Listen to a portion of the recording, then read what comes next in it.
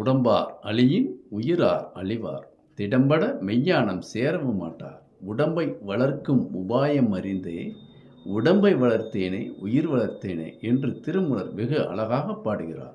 இதன் பொருள் என்னவென்றால், ஒவ்வொரு மனிதனும் உடலை பாதுகாக்க வேண்டி ஆசனம், பிராணாயாமம், தியானம் போன்ற பலவற்றை தினமும் அனுதினமும் செய்து வந்தால் இந்த உடல் நோயில்லாமல் உயிர் அற்புதமாக வாழும்.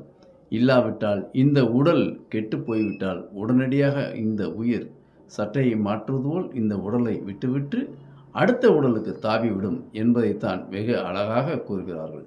சுவரை வைத்துதான் சித்திரம் என்பது போல் இந்த உடல் எந்த அளவுக்கு உங்களுக்கு ஆரோக்கியமாக இருக்கிறதோ அந்த அளவுக்குத்தான் இந்த உயிர் நன்றாக ஆரோக்கியமாக எந்த விதமான சஞ்சலமும் இல்லாமல் உங்கள் இந்த கூட்டினில் அந்த உயிர் வாழ முடியும். அதற்காகத்தான் ஆசனம், தியானம், பிராணாயாமம் போன்றவற்றை வெகு அழகாக நமக்கு சித்தர்கள் கொடுத்துள்ளார்கள். உணவு பழக்க வழக்கமும் அன்றாட உடற்பயிற்சிகளும் கண்டிப்பாக ஒரு மனிதனுக்கு தேவை. ஒரு மனிதன் இருவேளை உணவு அருந்தியால் போதுமானது. காலையில் 8 to 9, சாயங்காலம் 5 to 6. இந்த இருவேளை உணவே ஒவ்வொரு மனிதனுக்கும் போதுமானது.